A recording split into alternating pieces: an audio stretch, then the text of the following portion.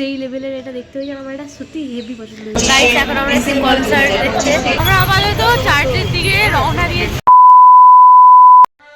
তো guys welcome back to our channel ক্রিয়ামি, আর আমি হলাম অমিশা। আর আজকে হচ্ছে বৃহস্পতিবার, আর এখন বৃহস্পতিবারই ব্লগটা কন্টিনিউ করছি বিকজ বৃহস্পতিবার দিন আমাদের থাকে ডে আউট, আর সেই দিনটাই একটু স্পেশাল কিছু হয় বা একটু আলাদা কিছু হয়, নাহলে একই রুটিন থাকে আর তোমরা দেখতে দেখতে সেটা বোর হয়ে যাবে, তাই আর রোজ ব্লগ কন্টিনিউ করছি না। তো আলাদা কিছু হলে অবশ্যই কন্টিনিউ করবো। তো আজকে হয়ে গেছে এখন সকাল হয়ে গিয়েছে, সকাল গিয়ে অলমোস্ট 9:30 বাজে, আর আজকে আমরা এই সময় ঘুম থেকে উঠেছি।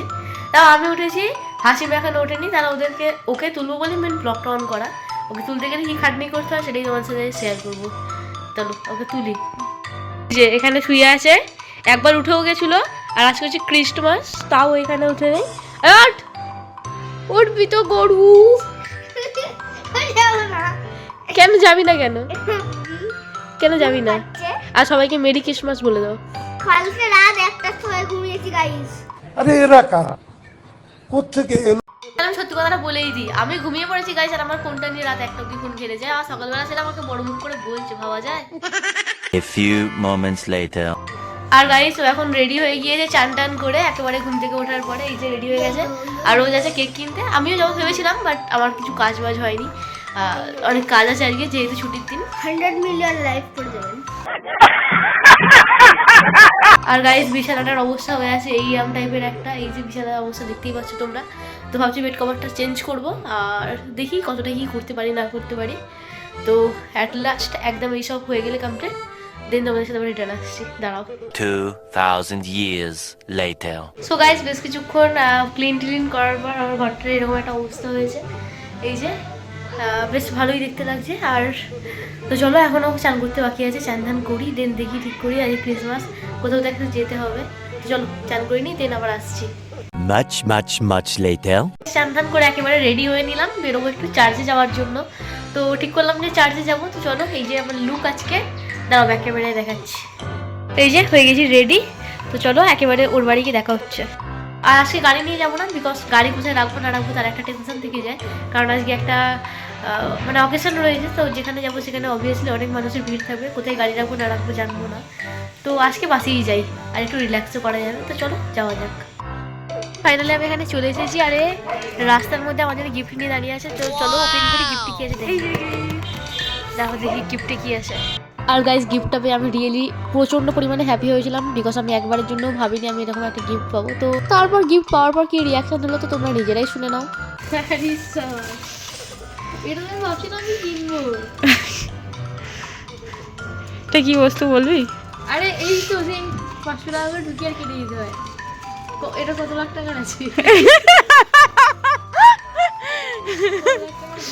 গুনিনি আমি। সো গাইস আমি এরা আমার হেভি পছন্দ হয়েছে, আমি ভাবছিলাম আমি এটা কিনবো, আর ও একটা গিফট করে ফেলেছে। কেমন লেগেছে আপনার? আমার তো দারুণ লেগেছে, আর এইসব ক্রিয়েটিভিটি ওর মধ্যে থেকেই ফুটে ওঠে, যেটা আমার দারুণ লাগে। আর গিফটটা আমার সেই লেগেছে, সেই অনেক টাকা জমে যাবে, এবার ভিখারি হয়ে যাচ্ছিলাম। সো গাইস ওটা আমার জন্য এত সুন্দর একটা গিফট এনেছি, বাট আমি ওই জন্য কিছু আনিনি। আর এই সোয়েটারটা? ও সোয়েটারটা আমি তৈরি করি ধপে চলছে। তো ঠিক আছে আমরা এখন চার্জে যাচ্ছি, চলো যাওয়া যাক। তোমরা সবাই জানো গিফটটা দেখাবি না? এই তো দাঁড়া ব্যাগ কিভাবে ভালো করে দেখা। ঠিক আছে। হোল্ড। তো গাইস এই যে আমার গিফট, এটা যেটা আর ওই দিকেও আছে লেখা। হ্যাঁ দেখেছি, এটা কত লাখ টাকা সেটা বললি না? এটা আমি গুনিনি। আচ্ছা হেভি হয়েছে। তো ঠিক আছে গাইস, সেই লেভেলের এটা দেখতে হয়েছে আমার এটা সত্যি হেভি পছন্দ আর হয়েছে। ব্যাগটা? ব্যাগটা তো চিনা লাগছে আগের বছরের ব্যাগ।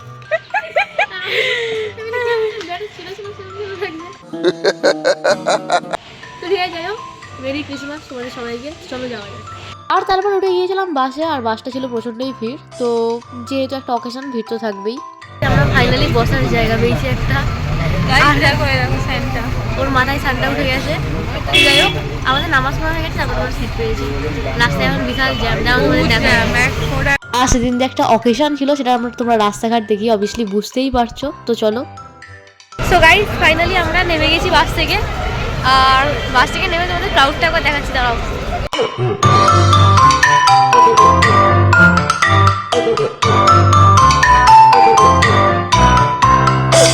গাইস আজকে আমরা একটু সুন্দর সুন্দর করে এসেছি, তার জন্য ব্যাপারটা আরো ভালো লাগছে। আগের বারে সকালবেলায় এসেছিলাম তো দেখতে পাইনি। রাইট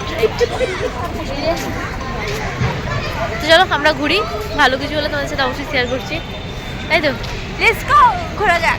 চলো। আর তারপর ওখান থেকে বেরিয়ে আমরা ভাবলাম যে আগে চার্চ থেকে ঘুরে আসি, তো যার উদ্দেশ্যে আজকে সবকিছু। আর রাস্তাঘাট আর লাইটিং থেকে দারুণ একটা ভাইবস আসছিল। তো এক্সাইড আর পার্ক স্ট্রিট এই দুটো জায়গাতেই দারুণ একটা লাইটিং এর কারুকার্য হয়। আর প্লিজ এই ভিডিওটা দেখার পর কেউ জ্ঞান দিতে আসবেন না যে বাঙালি হয়ে ক্রিসমাস সেলিব্রেট করছি। দেখুন ধর্ম যার যার, বাট উৎসব হলো সবার। তো যাই হোক, আমরা চার্চে যাওয়ার পর দেখলাম চার্চটা বন্ধ হয়ে গিয়েছে, সকালের দিকে ওপেন ছিল বাট এত মানুষের ক্রাউডের জন্য হয়তো ক্লোজ হয়ে গিয়েছে। তো আমরা আবারও ফিরে আসলাম নন্দনে। আমরা আগেই দেখেছিলাম যে নন্দনে 2-3 জায়গায় কনসার্ট হচ্ছে, তো ভাবলাম সেখানেই একটু বসে এনজয় করি, তো তারপর বাড়ি যাব। তো এখানে দেখতেই পাচ্ছ প্রচুর লোকের ভিড়। তো দুর্গাপুজোর অষ্টমীর মতন একটা ফিল আসছিল। তো দুর্গাপুজোর অষ্টমীতেও যেমন প্রচুর মানুষ বেরোয়, তো সেরকমই একটা দারুণ ফিল আসছিল।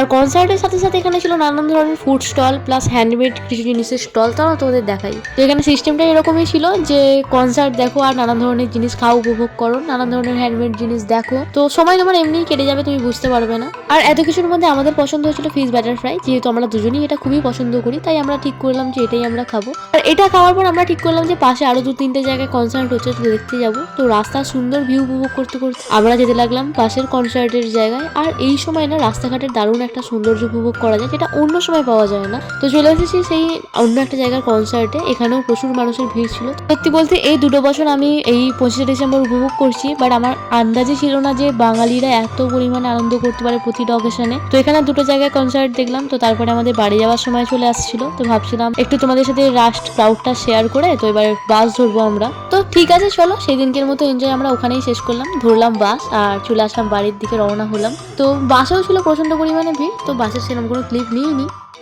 ফাইনালি আমরা এখন বাড়ি চলে গেছি। আর মাথায় যে টুপিটা দেখছে সেটা রাস্তা থেকে কুড়িয়ে পেলাম। সো গাইস আজকের ব্লগটা এই পর্যন্তই। ভালো লাগলো অবশ্যই like comment share and subscribe করে দিন। চলো টাটা।